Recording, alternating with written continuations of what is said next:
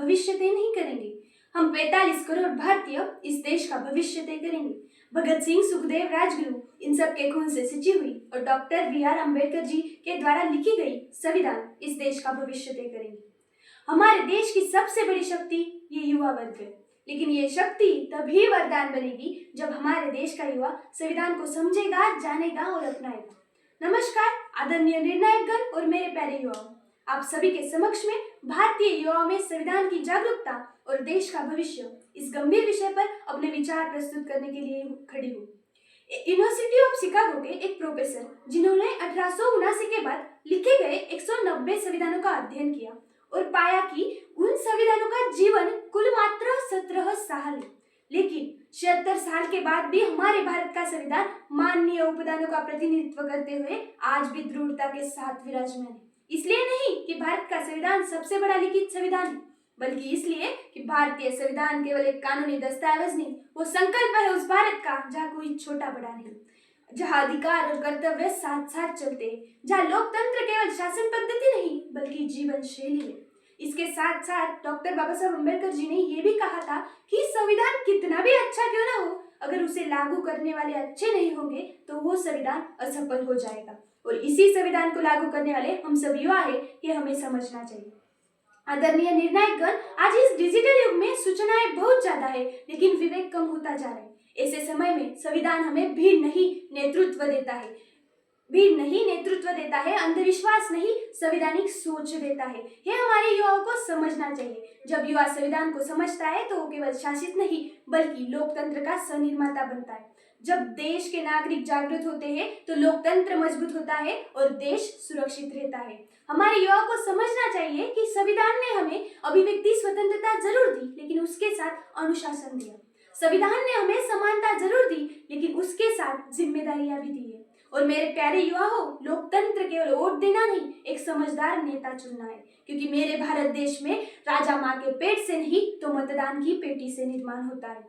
यदि संविधान को हमारा युवा समझता है तो भ्रष्टाचार अपने आप ही कमजोर होगा, असहिष्णुता खत्म होगी और मेरा भारत देश केवल विश्व में आर्थिक नहीं नैतिक महाशक्ति बनेगा। मेरे प्यारे युवा मित्रों, हमारा देश पूरे विश्व में सबसे बड़ा युवा देश है।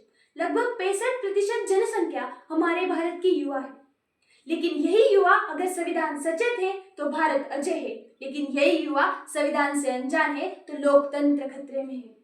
मेरे प्यारे युवा मित्रों, संविधान हमारा सम्मान है और युवा उसकी पहचान है, लेकिन भारत तब तक प्रगति नहीं करेगा जब तक हमारे देश का युवा दिल्ली की सड़कों को टायर की काली से राख करता रहेगा, जब तक हमारे देश का युवा हिंदू मुसलमान में जल रही कट्टरता की आग में झुलसता रहेगा, जब तक हमारे देश का युवा खालिस्तान, पाकिस्तान, हिंदुस्तान ऐसे नारों का समर्थन करता रहेगा, जब तक हमारे देश का युवा शिक्षा को महत्व देने के बजाय बुर्का पहनकर आने या ना आने पर बुर्के और भगवे में लड़ाइयाँ करवाते रहेगा, जब तक हमारे देश का युवा हमारे देश की बेटी की सरेआम इज्जत उतर जाने पर दिल्ली की सड़कों पर मोमबत्तियां लेकर चलते रहेगा, जब तक हमारे देश का युवा इस 4 इंच की स्क्रीन पर बस उंगलियां घुमाते रहेगा, तब तक ये युवा भारत का भविष्य है, यही कहना मुझे व्यर्थ लगने लगता है।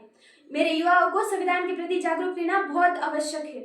जब ये युवा संविधान के प्रति जागरूक रहता है तब वो भाषा, धर्म, जाति इन सब के ऊपर उठकर सोचता है। जब युवा संविधान के प्रति जागरूक रहता है तो वो राष्ट्र का सहनिर्माता बनता है, तब वो भ्रष्टाचार और अन्याय के खिलाफ आवाज उठाता है। हमारे इतिहास में कितने युवाओं ने इस देश के लिए प्राण न्यौछावर कर दिए। भगत सिंह, सुखदेव, राजगुरु, लोकमान्य तिलक, सुभाष चंद्र बोस, इन सब का इनमें नाम आता है। छत्रपति शिवाजी महाराज ने अपने नेतृत्व और शौर्यता के साथ स्वराज्य की स्थापना की। वो हमेशा कहते थे कि देश की सेवा करने से बड़ा कोई धर्म नहीं होता।